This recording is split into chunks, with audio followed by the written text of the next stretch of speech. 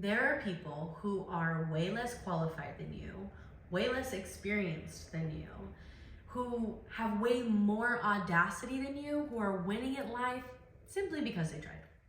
And I know that that's hard to hear. I totally get it because but I also say that so that way you understand that the difference between you being successful and not successful, or you being successful and staying exactly where you're at right now, the difference between you getting to that next level that you want to be at, it's risen thin, baby.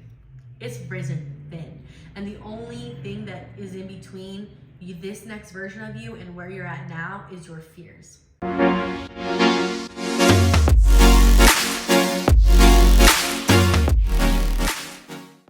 And so today we're going to talk about fears and how to overcome them. Specifically, I want to talk about the fear of being seen and the fear of being perceived. So, hi, hello, my name is Mercedes. I am a digital entrepreneur. I love to help other digital entrepreneurs, and I feel like entrepreneurship is a very spiritual thing. There's a lot of inner and outer work that needs to be done. And so I kind of look at life from the lens of being a spiritual digital entrepreneur and also being a woman in my feminine energy and really embodying all that that encompasses. And so a lot of the things that I talk about are from that perspective of not only healing my previous versions of myself, my inner child, but healing masculine things and hyper masculine things that I would do to protect myself and allowing God to be the masculine. And so if that sounds like something that you want to get involved with, stick around because that is what we're talking about. So for me, a lot of showing up online, a lot of my work actually includes me showing up online. It includes me showing up as myself, speaking, really talking about my beliefs, really talking about things that matter to me, sharing my knowledge. All of these things can feel like a lot when you have the fear of being seen or the fear of being perceived. And that is something that I have suffered with before, and it's something that I'm still working through. And this video is an example of me working through that. So one of the things that have really helped me is I had this verse that was kind of prophesied over me when I was younger. And it's something that continually kind of stays in the back of my head. And it's something that a lot of people talk about, which is, a city that is set on a hill cannot be hidden. But I want to talk about it in a little bit of a different way today. So if you're familiar, I've got my trusty Bible. She's a cutie pie. And I'm in Matthew chapter 5, verse 14. So it says, and this is Jesus talking, and he says, "You are the light of the world. A town built on a hill or a city set on a hill cannot be hidden. Neither do people light a lamp and put it under a bowl. Instead, they put it on its stand, and it gives light to everyone in the house. In the same way, let your light shine before others, that they may see your good deeds and glorify your Father in heaven." To me, this is my interpretation of this. I'm not a pastor. I didn't go to school, nothing like that. To me, when I read that, it just is a reminder to me that I am a domino. I am a light. I am a city that is set on a hill. God has constantly spoken that over my life. And a lot of times I would look at that, with so much responsibility and feel like it was a weight weighed down on me. Like, oh, I know that I'm supposed to show up like this. I know that I'm supposed to impact other people, but I'm still dealing with my own things. I'm still afraid of what other people around me will say. I'm still afraid of what people who I've known and who I've grown up with, what are they going to think of me? Because they know me well, right? What about the previous versions of me? Does that mean that they're not good enough anymore? And like, there were just so many things that came with this idea. And what I've concluded, at least thus far, what I've concluded is that it's actually not and it's so funny, it's something my grandmother used to tell me, but it is not my business, literally. It is not my business what other people think of me. It is not my business how other people perceive me. It is only my business and my job to show up as me wholly and completely and 100% authentically. And that is something that I have always talked about in showing up online and building a personal brand online and all of those things. and in just life and in business is like, show up authentically, show up as yourself. You want people to fall in love with you because of you. I was really afraid. This is a perfect example for me. I had started this YouTube channel that I'm on right now a year ago, but I was so afraid because a lot of the way that I talk and discuss things, I discuss them from the Bible on just a regular basis. I will reference the Bible on a regular basis all of the time because it's a lot of the way that God shows me things is through parables in the Bible. And like, those are little things that come up for me in my studies. And that is the lens through which I see the world. But I was struggling with it because I'm also very open. Like, I love learning about other religions. I love learning about how other people believe things and other people's beliefs. And so I had this idea in my head that I couldn't talk about. I couldn't give scriptures. I couldn't give Bible verses. And nobody said this to me. Nobody mentioned this to me. Something that I built up on my own because in the fear of being seen, I tried to make excuses. And I was like, well, I can't show up like that because people might not resonate with it. And that's okay. But the same way that I will listen to other religions' teachings, other spiritual teachings, and God will give me something from that too. Just because I don't use that to mandate my life, that's not the rubric by which I judge myself or by which I live my life, doesn't mean that I can't take something from it. And there are other people just like you maybe who can take something from the stories that I have to tell and the parables that I have to share. And you can take that and run with it and do with it what you will, right? And so a lot of my fear was really unjustified. It really had no ground. It really had no foundation, really. It just was something that I built up on my own or that I took from other people's experiences and I adopted as my own. And so that's one of the first things that I want you to realize is your fears are not always rooted in truth. And I say not always because I don't want to say they're always not. They're never rooted in truth because some of my fears that I have to this day are because of direct experiences that I've had. And so I understand that. But not every fear is rooted in truth. And that's a first understanding that you need to have. Is your fear of being seen? Is your fear of being perceived? What is the worst thing that can happen when you think about it? Like, truly, people are going to bully you online. People are going to XYZ.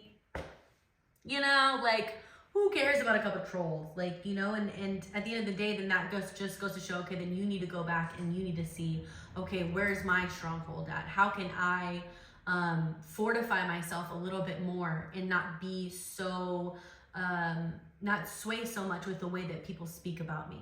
And so that's one of the first things that you have to establish when you're thinking about a fear. And specifically, we're talking about the fear of being seen and the fear of being perceived is, what is the root of this? Where does this come from for me?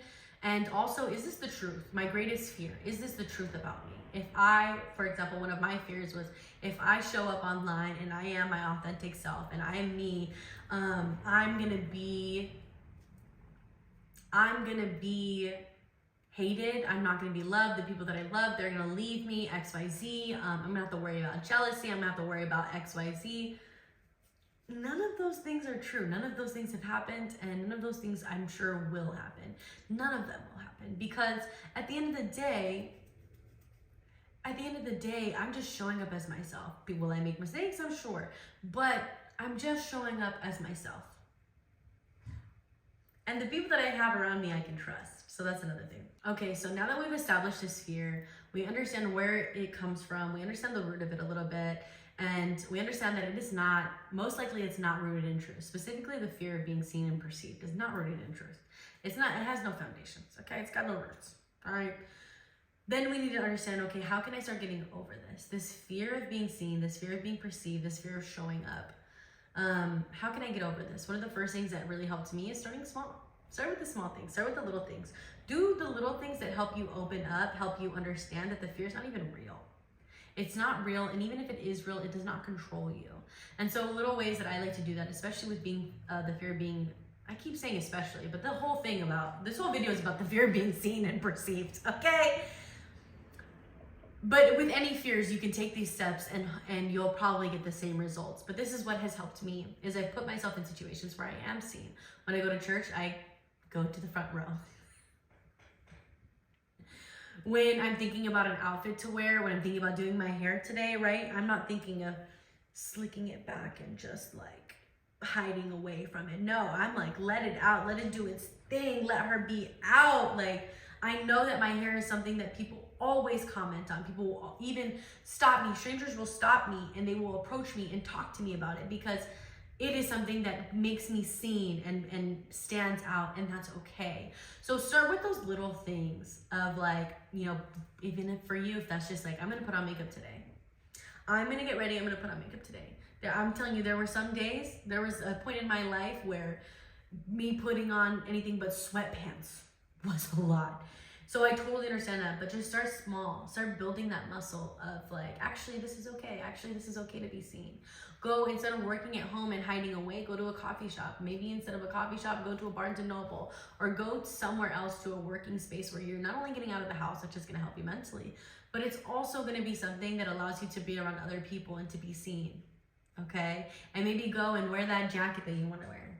Wear those red boots, or wear whatever it is that like you've been afraid of wearing. Put on that scent, that smell. And a lot of these things too, by the way, have helped me in my feminine journey as well. Help me be more feminine, show up in my feminine energy. Is like, oh, that fear of being seen was really not coming from my feminine energy.